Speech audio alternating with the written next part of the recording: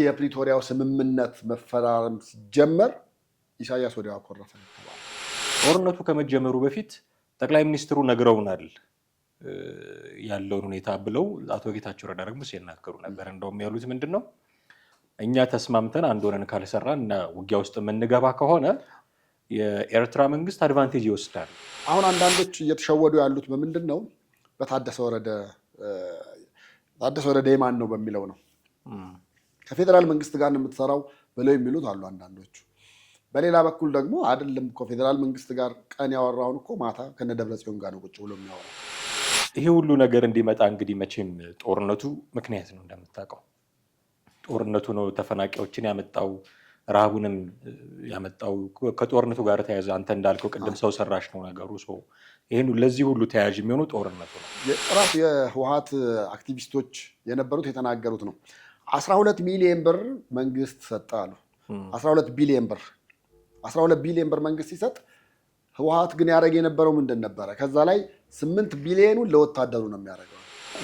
ከመጥፋት ያዳንን እንደውም አብይ ነው። ጦርነቱ እንዲቆም በማድረግ የረዳን እንደውም አብይ ነው። እና መቀሌ ሊገባ ስለነበር የመከላከያ ጦር መቀሌ ሊገባ ስለነበረ በፍጥነት ፈርሙ ተብለው ከደብረ ጽዮን ጋር ተነጋግሬ ነበረ። ልክ እንደተፈረመ ደግሞ ካዳችሁን አሉ። ማን የአሁኑ ረሃብ መጠሪያው ስሙ የህወሓት ረሃብ ይባል ራሱ ተብሏል። የህወሓት ረሃብ ህወሓት ያመጣው ረሃብ ስለሆነ የህወሓት ረሃብ ተብሎ ይጠራል።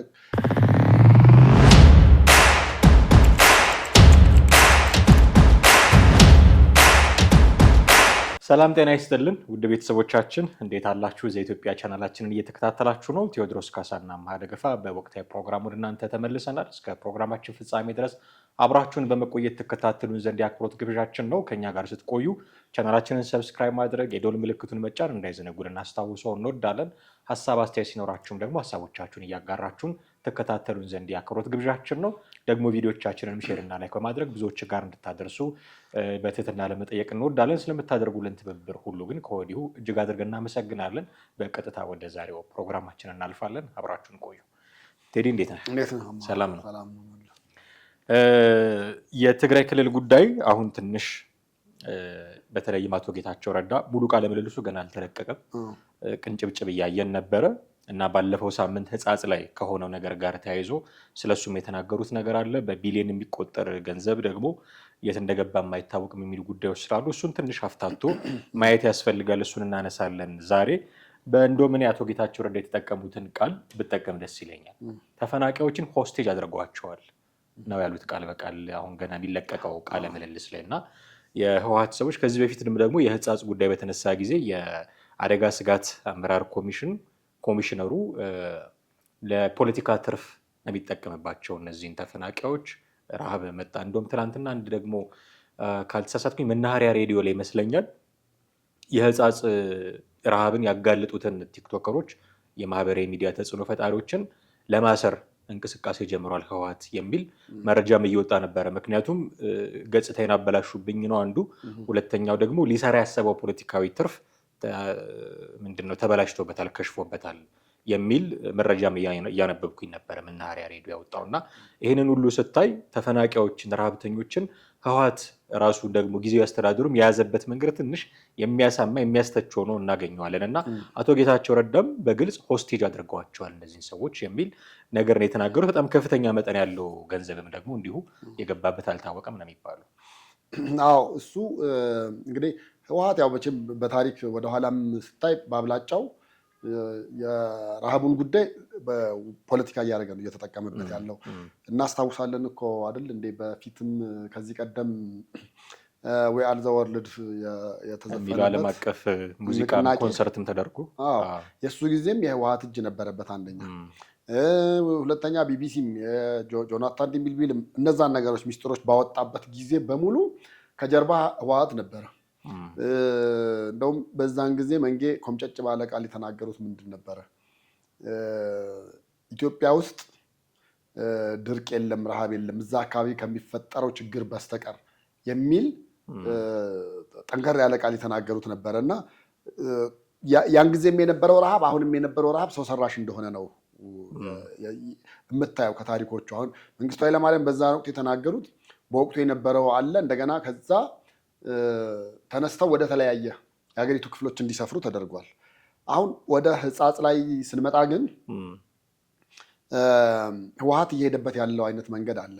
እንደውም ገንዘቡን እኮ 16 ሚሊዮን 600 ሺውን ቲክቶከሮች የሰበሰቡት ለምን ለእነሱ ተሰጠ በሚል ራሱ እኔ ልስጥ ለእኔ ስጡኝ እኮ ብሎ ለእኔ ይሰጠኝ እነሱ ለመንግስት ነው የሰጡት፣ ለአደጋ ስጋት አመራር ኮሚሽን ነው የሰጡት። አዎ ያን አለ። አሁን እኮ ዝም ብለህ ጥቂት ወራት እንኳን እንደው ጌታቸው ረዳ ገና ስምምነቱን የፕሪቶሪያው ስምምነት ላይ የተፈረመ ሰሞን ምን ሆነ? ራሱ የህወሓት አክቲቪስቶች የነበሩት የተናገሩት ነው። 12 ሚሊዮን ብር መንግስት ሰጠ አሉ። 12 ቢሊዮን ብር 12 ቢሊዮን ብር መንግስት ሲሰጥ ህወሓት ግን ያደረገ የነበረው ምንድን ነበረ? ከዛ ላይ 8 ቢሊዮኑን ለወታደሩ ነው የሚያደርገው። 4 ቢሊዮኑ ብቻ ነው አብዛኛውን ፐርሰንት ለወታደሩ ነበር የሚያደርገው ብለው እንግዲህ ከራሳቸው አንደበት ነው የሰማነው ነው የምልህ። እና ህወሓት በየጊዜው የሚመጡትን ነገሮች ፖለቲሳይዝ የማድረግና የመጠቀም ነገር ነበረ። እኔም መለስ አሁን ያን ጊዜ ሲናገሩ የነበረው ታስታውስ እንደሆነ ያን ጊዜ ጦርነቱ ያን ያህል ያልተፋፋመበት ህወሓትም ያን ያክል ጀግኖ ያልወጣበት ጊዜ ነበረ። እነሱ ጦርነት ላይ ያሉ የ77 ድርቁ ተከሰተ ሲባል እና መለስ ለቢቢሲ ሲናገሩ እኮ በጣም ዝግ ባለ ቃልና በቃ በጣም መንፈሳቸው በተጎዳ ሆነው የምንዋጋለት ህዝብ የለም ከዚህ በኋላ የምንዋጋለት ህዝብ በረሃብ ሞቷል ምናምን ብለው ሲናገሩ የተመልካችን ቀልብ የመሳብና የማሳዘን ሁኔታቸው በጣም ከፍተኛ ነበረ። ግን ምንድን ነው ያደረጉት? ያን ጊዜም የተረዳውን ብር እኮ ለተረጂው አይደለም ወይ ደግሞ በረሃብ ለተጎዳው አይደለም ያደረጉት። የሆነች መስመር ከፈተ ብሎ ህወሓትም የደርግም ያቺን የማርያም መንገድ አድርገው ለተረጂዎች እንዲደርስ ተደረገ ተባለ። ግን በሚገርም ሁኔታ ተረጂዎች መካከልም የህወሓት ሰላዮች ነበሩ። ያን ጊዜም ነበሩ፣ አሁንም በተወሰነ መንገድ እንዳሉ ይነገራል። የትኛው የእርዳታ ጣቢያ እንደሆነ ስፔሲፊክ አልተገለጸም እንጂ በሚገባ የህወሓት ሰላዮች ውስጥ አሉበት ነው። የሚመጣውን እርዳታ የሚመጡትን ነገሮች እያንዳንዱን በተመለከተ ከህወሓት ጋር እየተነጋገሩ የሚያደርጉ ማለት ነው። ኢቨን ዓለም አቀፍ ተቋማትን ሊያጭበረብር በሚችል አይነት መንገድ ማለት ነው። እነዛ ሁሉ ነገሮች ስላሉ አሁን ህወሓት እንደው በሚገባ እኔ አደርሳለሁኝ እኔ የሚመለከተው ሰው አደርሳለሁ የማይታሰብ አይነት ነገር ነው። እነሱን መነገጃ ከማድረግ ከዛ ውጭ ምንም አይነት ነገር እንግዲህ ከእነሱ መሀል የወጣው ጌታቸው ረዳ ነው ያለውን ነገር በዝርዝር ያወጣላቸው እና እሱ እያንዳንዱን ነገር ያውቃል። እንግዲህ አብሮት ሰርቷል። አሁን አንዳንዶች እየተሸወዱ ያሉት በምንድን ነው? በታደሰ ወረደ የማን ነው በሚለው ነው። ከፌዴራል መንግስት ጋር ነው የምትሰራው ብለው የሚሉት አሉ አንዳንዶቹ። በሌላ በኩል ደግሞ አይደለም እኮ ፌዴራል መንግስት ጋር ቀን ያወራውን እኮ ማታ ከነደብረጽዮን ጋር ነው ቁጭ ብሎ የሚያወራው። ስለዚህ ይህ ሰውዬ ነው ማለት የምንችለው የህወሓት ሰው ስለሆነ ለህወሓት ነው ሊያደላ የሚችለው ነው። በሌላ በኩል ግን አቶ ጌታቸውም ተደጋጋሚ የሚናገሩት ልክ ከትግራይ ወጥተህ አዲስ አበባ ስትገባ አንተ ለነሱ ባንዳ ነህ፣ ለውይይትም ይሁን ለስብሰባም ይሁን ለማንኛውም ነገር መሄድ አትችልም ነው እና ያን ያክል ጫና እየተደረገበት ነበረ ጌታቸው ረዳ መጥቶ እዚህ ያወራ የነበረው። ለዛም ይመስላል ብዙ ጊዜ ታደሰ ወረደ መጣ ሲባል አትሰማም። ባለፈው ነው የመጣው አይደለም? በስንት ጊዜው ነው የመጣው? በጣም ረጅም ወራት በኋላ ነው። እና እንደዚህ ያሉ አስቸጋሪ ነገሮች ባሉበት ህወሓት ቲክቶከሮቹን ደግሞ ላስር ነው ምናምን የሚል እኔ እዛ ክልል ሄዶ የሚሰሩት ካሉ ምናልባት ሊያገኛቸው ሊያስር የሚችልበት ነገር ይኖራል። አሁን ግን እዚህ ምንም ፓወር የሌለውና ምንም መያዝ የማይችል በህገወጥ ፓርቲነትም የተፈረጀ አካል ስለሆነ ያን ማድረግ ይችላል የሚል ሀሳብም እምነት ነው። እዚህ ያሉትን ማለት እዚህ ያሉት አዲስ አበባ ያሉትን ብቻ ሳይሆን መጀመሪያ የህጻጽን ጉዳይ ያወጡት እዛ ያሉ ናቸው። እንደምታውቀው እዛው የትግራይ ክልል ተወላጅ የሆኑ የማህበራዊ ሚዲያ የሚሰሩ ሰዎች ልጆች ናቸው፣ ወጣቶች ናቸው እና እነሱን ነው እንደዛ ለማድረግ እንቅስቃሴ ያደረገ ነው የሚሉት። አቶ ጌታቸው ረዳ በገለጹት ልክ ግን ሆስቴጅ አድርጓቸዋል ተፈናቃዮቹን የሚለው ነገር አሁን አይ ቲንክ ብዙ ሰው እየገባው የመጣ ይመስለኛል። ከዚህ በፊት እንደነበረው አሁን የራብ ቪዲዮ አሳይቶ ህዝብ መቀስቀስ የሚችልበት ሁኔታ ላይ አይደለም ያለው። አይ ቲንክ ከጀርባ ያለው ነገር እየገባው ያለ ይመስለኛል። ከዚህ በፊት ይደግፉት የነበሩትም ሰዎች ይሄ ሁሉ ነገር እንዲመጣ እንግዲህ መቼም ጦርነቱ ምክንያት ነው። እንደምታውቀው ጦርነቱ ነው ተፈናቃዮችን ያመጣው፣ ረሃቡንም ያመጣው። ከጦርነቱ ጋር ተያያዘ አንተ እንዳልከው ቅድም ሰው ሰራሽ ነው ነገሩ። ይህን ለዚህ ሁሉ ተያያዥ የሚሆኑ ጦርነቱ ነው። ጦርነቱ ከመጀመሩ በፊት ጠቅላይ ሚኒስትሩ ነግረውናል ያለውን ሁኔታ ብለው አቶ ጌታቸው ረዳ ደግሞ ሲናገሩ ነበር። እንደውም ያሉት ምንድን ነው እኛ ተስማምተን አንድ ሆነን ካልሰራን እና ውጊያ ውስጥ የምንገባ ከሆነ የኤርትራ መንግስት አድቫንቴጅ ይወስዳል ብለው በትክክል ነግረውኛል። ጠቅላይ ሚኒስትሩ ነግረውናል። ራሳችን ግን ይህንን ለማድረግ ፈቃደኞች እንዳልነበሩ ነው የሚያወሱት አቶ ጌታቸው ረዳ እና እንደውም ጄኖሳይድ ተፈጽሟል አልተፈጸመም የሚለው ጉዳይ እንደሚያከራክር ታውቃለህ። እሳቸው ተፈጽሟል ብለው ነው የሚያምኑት እና ማን የፈጸመው የሚለው ላይ ነው አሁን የእሳቸው ልዩነት እና ባለፈው አልጀዚራ ላይም ቀርበው በጣም ሲሞገቱበት የነበረው ጉዳይ እንደነበረ ታስታውሳለህ። አሁን ግን አዳዲስ ነገሮችን ተናገሩ። ፋኖም አሉ ሻዕቢያም አሉ እና አቶ ጌታቸው ረዳ ምንድን ነው አቋማቸው? እርግጠኛ አይደለሁም። ትግራይ ክልል ውስጥ ያለውን ጄኖሳይድ መፈጸሙን ያምናሉ። ፈጽሟል የሚሉት ሻዕቢያን ይሁን ፋኖን ይሁን እርግጠኛ አይደለሁም። መንግስት ግን ነው ላለማለት እየሞከሩ ያለ ይመስለኛል። እኔ አሁን አቶ ጌታቸው ረዳ መቼም ኢትዮጵያ ውስጥ ያለውን ብቻ አይደለም ኢቨን ምስራቅ አፍሪካ ያለውን ፖለቲካ ሂደት እኔ በቁጥር አንድ ማን ይረዳል ብለህ ብትለኝ ጌታቸው ረዳን ቁጥር አንድ አድርጌ ላስቀምጥልህ እችላለሁ። ሌሎቹ ከዛ በኋላ ሁለተኛ ሶስተኛ ነው ሊሆኑ የሚችሉት። የትኛውንም በውጭ ሀገር ያለውንም ዲያስፖራ ፖለቲከኛ ብለው እዚህ ያለውንም ለእኔ ጌታቸው ረዳ በቃ ቁጥር አንድ፣ የምስራቅ አፍሪካንም ኢትዮጵያ ውስጥ ያለውንም የፖለቲካ እሳቢያቸውንም ቢብል ቀድሞ ማወቅ ላይ በዚህ የተካነ ነው ብዬ ነው የማስበው። ነገር ግን የጌታቸው ረዳ አሁን የነገረን እያወጣ ያለው ሚስጥርም አንዳንድ አለ።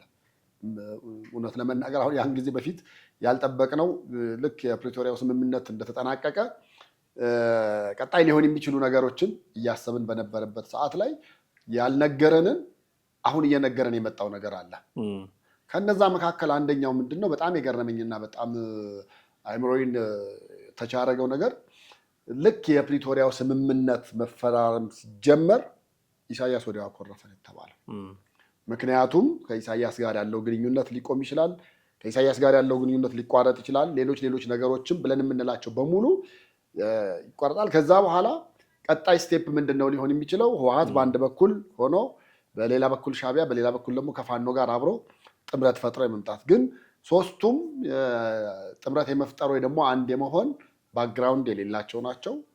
ሶስቱም ለየትኛውም ጥቅም ራሱ ሂዱ ተንቀሳቀሱ አብራችሁን ብለህ ብትልም ላይሆን የሚችል ነገር እንዳለ ነው የሚሰማኝ እና አቶ ጌታቸው በዚህ ቃለ ምልልሳቸው ያልተነገሩ ሌሎች ነገሮችንም ሚስጥር አውጥተዋል ነግረዋል ብዬ ነው የማስበው። ውስጥ እዛ ጓዳ ጎድጓዳ የነበሩትንም ነገሮች በምሳሌ እያደረጉ አውጥተው ይነገሩናል እና በጣም ብዙ ነገሮች ከዚህ የበለጠም ሊወጡ ይችላሉ ብዬ ነው የማምነው እና አሁን ቀጣይ ሊሆን የሚችለው አይነት ነገር አሁን በተረጂዎች ይነገዳሉ። ምንም ጥያቄ የለውም። ህወሓት እኮ ነገርኩህ አሁን ቅድም መጀመሪያ መግቢያ ላይ እንዳልኩት ኢቭን ሰላዮችን እዛ ውስጥ ተረጂዎቹ መካከል ራሱ አስቀምጧል። ምንም ያለማመን ዝንባሌ ስላለው ማለት ነው። በየትኛውም መንገድ ሆኖ ያለማመን ዝንባሌ ስላለው ተረጂዎች ጋር አስቀምጧል። ታስታውስ እንደሆነ በአንድ ወቅት ምንድን ነበር የተደረገው? ተረጂዎች ካሉበት ቦታ ተነስተው ሌላ ቦታ ይሁኑ በረሃብ ከሚጎዱ እና ለእርዳታውም ለምንም አልተመቸም ሲባል አብረው መጡ እና አብረው ሲመጡ የሚኖሩትን መረጃዎች ቀድሞ ህወሓት ያቅ ነበረ። ከየት እያመጣ ነበረ ሊያቅ የሚችለው? እያንዳንዱ ነገር ያቅ ነበረ። በተለይ በተረጂዎች መካከል ያሉትን ነገሮች በተመለከተ በጣም የሚጠቀመው በአንድ መንገድ ብቻም አይደለም ህወሓት። ለምሳሌ መካከሉ ሰላይ በመኖራቸው እዛ ውስጥ ስላለው መረጃ ብቻም አይደለም፣ ዓለም አቀፍ ትኩረትንም ለመሳብ እንደ መሳሪያ ይጠቀምባቸዋል። ታስታውሳለህ? ከፕሪቶሪያው ስምምነት በኋላ ህወሓት ብዙ ድምፅ እያጣ ምን እያለ ምንም ተሰሚነት አለመኖር፣ ይሄ ጄኖሳይዱን ጉዳይ ሳይነሳ ሲደፋፈን ቆየ። ከዛ አልፎ የተረጂዎችም ጉዳይ እንደዛ ወታደሮች ጥቂት የሚለውን ነገር እየረገበ መጣ። በጣም እየረገበ መጥቶ መሬት በወረደበት ሰዓት እንደ ሪሞት ኮንትሮል የሚጠቀምባቸውና ሲፈልግ የሚያስነሳው ሲፈልግ የሚዘጋው ነገር የሚኖረው አንድ በኩል በተረጂዎች በኩል ነበረ። አሁን ይሄ ግን እሱ ሳያስበው ነው እንግዲህ አፈትልኮ የወጣበት አሁን ነጻጽ አካባቢ እንጂ እኔ በትግራይ አካባቢ የሚወጡ ብዙ ጊዜ ቪዲዮዎቹን አያለሁኝ። እንደውም አንድ ሰሞን የሆነ ልጅ ያወጣው የነበረው ቪዲዮ ከዚህኛው በላይ የሚያሰቅቅ እይታ ያለው ነበረ። እናቶች ልጆቻቸውን ወደ ጦርነት አስገብተው ልከው 11 ልጆች የነበራት እናት አሁን ምንም ልጅ የለኝም መሀን ነኝ ብላ ነው የምትናገረው። መሀን ነኝ እንዴ 11 ልጆች አለ። ሁሉንም ለጦርነት ገበርኩ ለህወሓት። የመጀመሪያው ጊዜ ከደርግ ጋር በነበረው አሉ። ሁለተኛ ጊዜ በመካከል ላይ ከኢትዮ ኤርትራ ጋር በነበረው፣ ሶስተኛ ጊዜ ደግሞ ከለውጡ በኋላ በመጣው 11 ልጆቻቸውን በ3 ጦርነት አጥተዋል። የሚጦራቸው የሌሉ ቤታቸው ቁጭ አሉ ማለት ነው። ሌሎቹ ደግሞ ከምታስበው ከምትጠብቀው በላይ አካል ጉዳተኛ ሆነው አንዲት ቪዲዮ የምትለቅ ልጅ አለች። ብዙ ጊዜ ሰው ያያታል ብዬ አስባለሁ። አንድ እጇ የለም።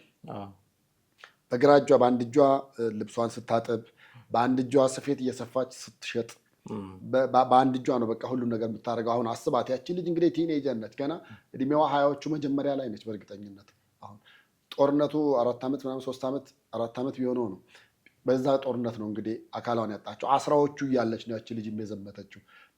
በእነዚህ ሁሉ መንገድ ህወሓት እየተጠቀመባቸው ነው። እንደውም የአሁኑ ጦርነት መጠሪያው ስሙ የአሁኑ ረሃብ መጠሪያው ስሙ የህወሓት ረሃብ ይባል ራሱ ተብሏል። የህወሓት ረሃብ ህወሓት ያመጣው ረሃብ ስለሆነ የህወሓት ረሃብ ተብሎ ይጠራል።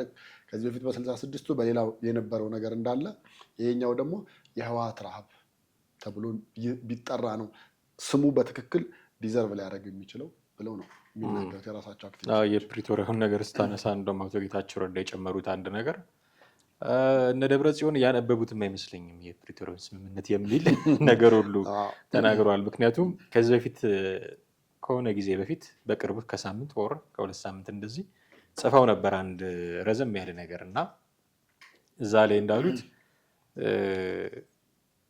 እንደውም ከመጥፋት ያዳንን ጠቅላይ ሚኒስትሩ ነው፣ እዚህኛውም እንትን ላይ ቀጥቅጦን ያሸነፈን አብይ የሚል ንግግር እንትን ብለዋል እና ከመጥፋት ያዳንን እንደውም አብይ ነው፣ ጦርነቱ እንዲቆም በማድረግ የረዳን እንደውም አብይ ነው እና መቀሌ ሊገባ ስለነበር የመከላከያ ጦር መቀሌ ሊገባ ስለነበረ በፍጥነት ፈርሙ ተብለው ከደብረ ጽዮን ጋር ተነጋግሬ ነበረ። ልክ እንደተፈረመ ደግሞ ካዳችሁን አሉን እና አይ ዶንት ቲንክ እንደው እንትኑን ያችን የተስማሙባትን ነጥብ እንኳን ያነበቡም አይመስለኝም እነዚህ ሰዎች። እንደውም ስለ ፊውቸር አያስቡም፣ ስለ ፓስት ነው የሚጠነቁሉት ላይ ይሏቸዋል። የኔ ጓዶች ነው የሚሏቸው። እንደውም የኔ ጓዶች ስለ ወደፊቱ አያስቡም፣ ያለፈውን ጊዜ ነው የሚጠነቁሉት እያሉ ሁሉ ሲተቿቸው ነው የምንሰማው።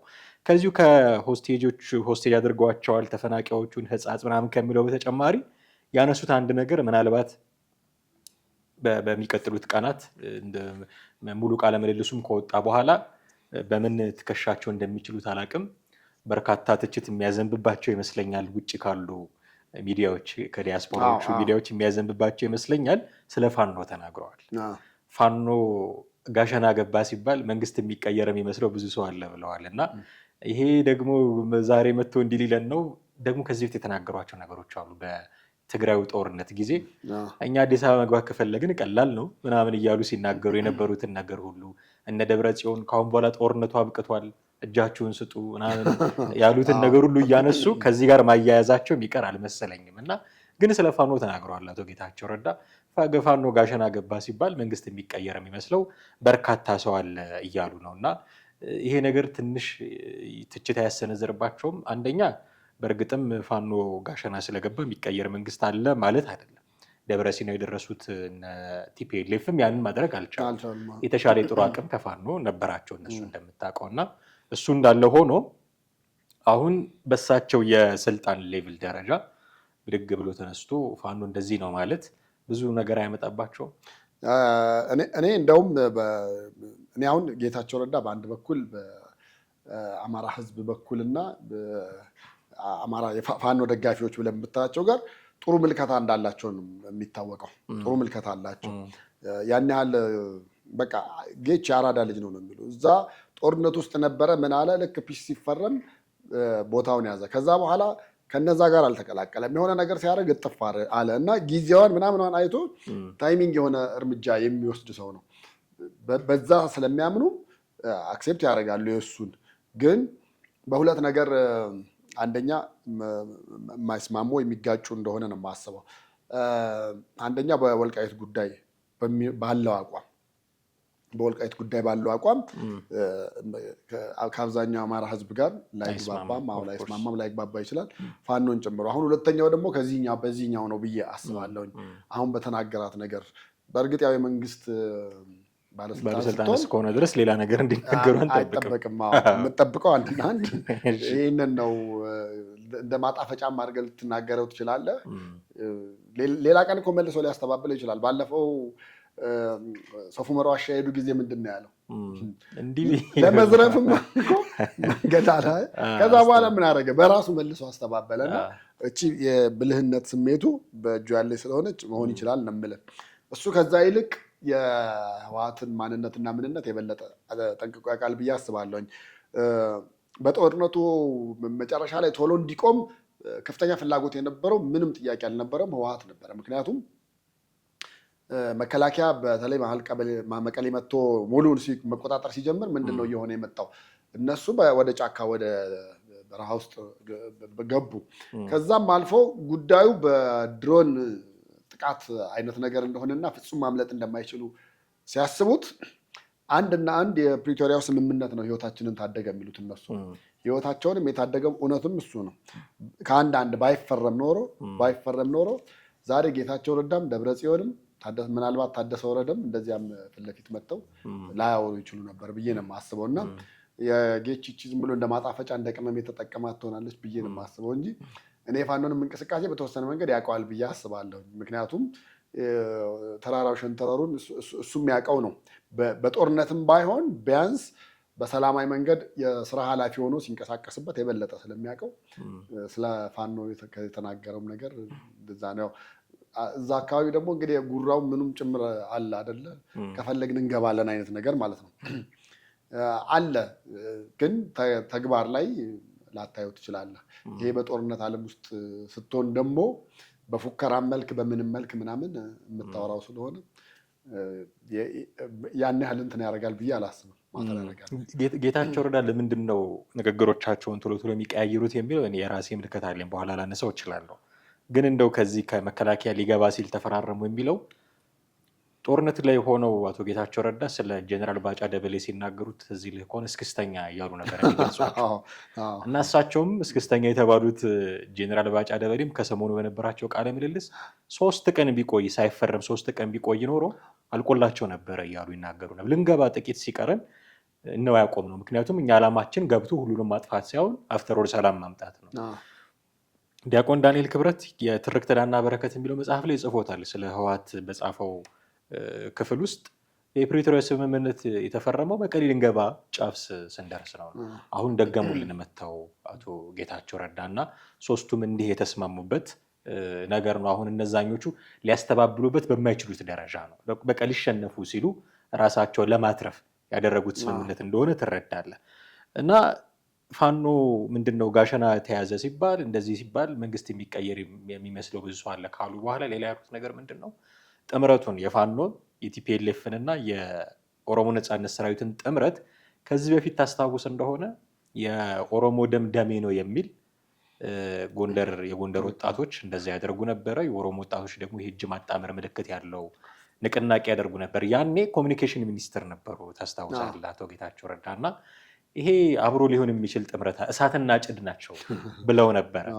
ያንን ነገር ነው አሁን የደገሙት። እንዴትም ብለው አንድ ሊሆኑ የሚችሉ አይደሉም። ፋኖ ቲፒኤልኤፍ እና የኦሮሞ ነጻነት ሰራዊት አብረው ሊሰሩ የሚችሉ አይደሉም። አንድ ሊሆኑ የሚችሉ አይደሉም።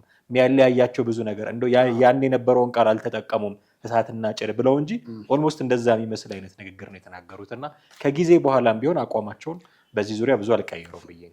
አዎ እሱ ብቻም አይደለም፣ እሳትና ጭድ ብቻ አይደለም ያሉት። አንዴ ተፈራረሙ የሚባል ወሬ ሲመጣ ያልተቀደሰ ጋብቻ እንደዛም ተናግረዋል። እና አንድ መግለጫ ላይም ነበርን እኛ ባለንበት ነው ጌታቸው ረዳ በነገራችን ላይ ካሜራም ተቀምጦ ምን ብሎም ሲናገሩ ያን ያህል ብዙ እንዲህ ነው ምናምን የሚል የተለየ እሳቤ የለም። ከዚህ እንደመጣ እንደወረደ ነው እንጂ ፍሎውን የጠበቀ አልጠበቀ ራሱ ጉዳዩ አይደለም። በዛ መንገድ ነበር እና የሶስቱን አሁን የማያጣምራቸው እንደው ጌታቸው ረዳ በሚለው እሳቤ ብቻ ባይሆን እንደው ዝም ብለህ ወደ አንድ ጎና ምተህ የእነሱን ጉዳይ በፖለቲካዊ ርዕዮተ ዓለም መነጽር ስትመለከተው ሶስቱ አንድ ላይ ሆኑ የሚችሉት አንደኛው አህዳዊነትን ያቀነቅናል፣ አንደኛው የብሔር ፖለቲካ ያቀነቅናል። እነዚህን ሁለቱን ደግሞ እንዴት አድርገህ ነው ዘይትና ውሃን ናቸው እንዴት አድርገህ መቀላቀል ትችላለህ? ማለት አንድ በቃ አንድነትን የምታስብ ሴት አምጥተህ በጣም የብሔር አቀንቃኝ የሆነ ደግሞ ባል ብታመጣላት እነዚህ ሰዎች ምን አይነት ጋብቻ ሊያደርጉ የሚችሉት? ትዳር እንኳን ይበተናል ብዬ ፖለቲካ አመለካከት ስለሆነ ትዳር ሌላ ጉዳይ ነው። አይ ፖለቲካው የበተናቸው ብዙ ትዳሮች አሉ። ኦፍኮርስ ይሄ የዘር ፖለቲካ ልክ ነህ። ቤት ውስጥም ገብቶ የለያቸው ያለ ባልና ሚስት አላ እንደ ባል ሚስቱን አርዶ ምናምን እኮ በጣም ሰምተናል እኮ አይደል እንዴ? ስለዚህ ፖለቲካው ምን ያህል ኢምፓክት እንዳለው ምን ያህል ተጽዕኖ እንዳለው ማወቅ ልንለይ ይገባን ነበር። ሶሻል ላይፍ ሌላ ነው፣ ፖለቲክስ ሌላ ነው። መለየት ሲገባል መኝታ ቤት ገብቶ መኝታ ቤት ከገባ ያለባት የሚያድጉ ልጆች ሁሉ ፈጥሯል ማለት ነው። ትክክል። አሁን ልጅ በማን እሳቤ ያድጋል፣ በማን ማን ሆኖ ይደግ፣ የትኛው ብሔር ተወካይ ሆኖ ይደግ የሚሉ ብዙ ነገሮች አሁን ብዙዎቻችን እኮ ኢትዮጵያ ውስጥ ያለ ነው እኮ ከ80% በላይም እኮ ትልቁ ችግሩ እሱ ነው። ሚክስ ነን፣ በቃ የተቀላቀልን ነን። ቁጥሩ ላይ ጥያቄ ቢኖረኝም ግን ብዙ ሰው ሚክስድ ነው። ያው 80% እኮ ልታደርገው የምትችለው ምን መሰለህ? ለዚህ የተለየ ጥናት ውስጥ ላትገባ ትችላለህ። ምናልባት አንተና ሚስትህ የአንድ ብሔር እንኳን ብትሆኑ እህትህ ወንድምህ የሚያገቡት ደግሞ ሌላ ብሔር ነው የሚሆነው። በቃ ይሄንን በቁጥር የማይነቅ በጣም ብዙ አብላጫው እንትን ነው እና መጋቢ አዲስ እንዳሉት በጥናት አላምንም ብለዋል እሳቸው። እኛም በጥናት የማታምንባቸው ብዙ ነገሮች አሉ። ሰው ውስጡ ያለውን ነው ወይ የሚነግርህ፣ ትክክል እውነታውን ነው የሚነግርህ ወይንስ ለጥናቱ ግብዓት ሊሆን ይችላል ብሎ የሚለውን ነው የሚነግርህ። በዛ እሳቤ ነው ሄደህ እንትን የምትለው። እናንተ ቤት መጥተው እኮ ቤቱ ይፈርሳል ምናምን ሲባል የቤተሰብ አባልህን አብዝተህ ልትናገር ትችላለህ። ብዙ ኮንዶሚኒየም እንዲሰጥ አየህ፣ ለጥናቱ ስትል የምታደርገውና ወደ እውነታው ልብ ውስጥ ያለው ስትናገረው የተለየ ነው። እንደ በዛ እሳቤ ስናስበው አብላጫው የብሔር ስብጥር ያለበት ስለሆነ ምንም እንትን ልታደርገው አትችልም። ቀይና ነጭ ጤፍን ቀላቅለህ መለይልኝ ብለህ ብትል መለየት የሚከብድበት እሳቤ አለ። ለዛ ነው እንደገና ደግሞ አሁን ይሄ የብሔር ፖለቲካው ከዛም አልፎ ደግሞ እጅግ በጣም ወርዶ ደግሞ በጣም ታች ስትወርድ ደግሞ በየመንደሩ አሁን ለምሳሌ የትግራይ ፖለቲካ ልታነሳ ትችላለህ። የትግራይ ፖለቲካን ስታነሳ ህወሓት ተብሎ ያ ሁሉ የህወሓት ፓወር ነው ምናምን ተብሎ ቢባል እዛ ውስጥ ደግሞ የአድዋ ተወላጆች ናቸው በላይ ምንም ጥያቄ የለውም።